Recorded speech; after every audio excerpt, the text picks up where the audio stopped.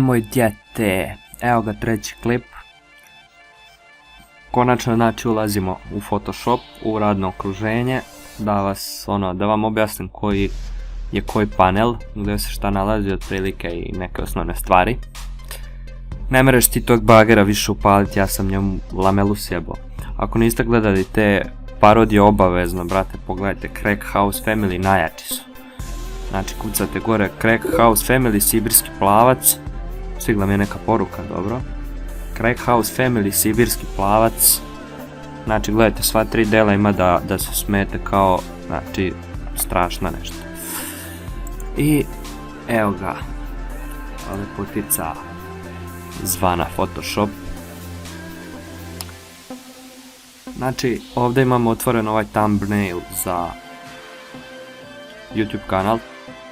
Pogledajte to pa mi recite kako vam se sviđa dole u komentarima. I sada konačno krećemo na panele. Da vam objasnim šta je šta. Gore naravno imate klasičan toolbar u koji neću sada da ulazim, to ćemo kasnije objašnjavati posebno. Ali tu imate neke osnovne komande, file new, edit, image, tralalala. Ispod toga je work panel, ili na srpskom panel za rad, radni panel. Tu vidite sve opcije što se tiče alata koji izaberete i kako promenite alat, tako se menjaju stavke koje se nalaze na njemu. Odmah ispod vidite tab za ovaj dokument koji je otvoren. Kada otvorite novi dokument, a pokazat ću vam kasnije u ovom klipu kako to da uradite, moći ćete tu da menjate između ovog i onog dokumenta, znači sa kojim radite trenutno. Sa leve strane imate tool panel, tu su vam svi alati koji ćete koristiti, kasnije ćemo ga detaljno raditi i objašnjavati. Ovdje imate lenjire i o njima ćemo dodatno govoriti. S ove strane možete da menjate izgled vašeg radnog prostora, na primjer stavite za painting i on će se automatski updateovati u nešto što izgleda ovako, znači imate prečice za četkice i sve ostalo. Ja ću staviti na Essentials, što mi je tako nekako najbolje, navikao sam. Inače, svaki odvojeni ovaj deo se zove frame, znači tool panel je jedan frame, layer channel paths to je drugi frame, znači sve ovo su odvojeni frameovi. Da pokažete neki panel ili da ga sakrijete, idete na window i izaberete šta hoćete odavde. Naprimjer, ako stavite brush, pokazat će vam se brush panel. I imamo još jednu stvar dole, to je ovo.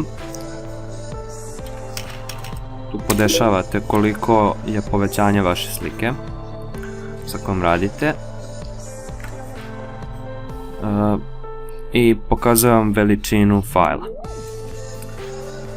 S ove strane imamo znači boje, imamo layer panel sa kojim ćete vrlo često raditi, možda vam je već ono poznat. I to je to što se tiče tog radnog okruženja i panela. Da napravite novi dokument, idete na file, idete na new. Name, tu znači kucate ime.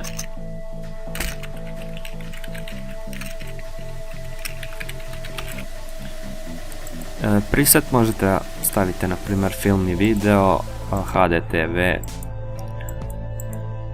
rezolucija, to je koliko piksela imate po kvadratnom inču, znači 300, ako stavite imat ćete na otprilike ovako prostoru, imat ćete 300 piksela, u stvari na liniji dužine 1,5 inč ili 1 inč, ne znam sad tačno, ćete imati 300 piksela. Ovdje menjate color mode RGB CMYK i otprilike to je to. Kad stisnete OK dobijate novi dokument. koji izgleda ovako. Pozdrav svima ljudi, sutra 2, 3, 5, 6, jedan klip, eventualno 10, šalim se. I posjetite Facebook stranicu, lajkujte, komentirajte, ne, komentarišite i radite šta hoćete. Ćao matora!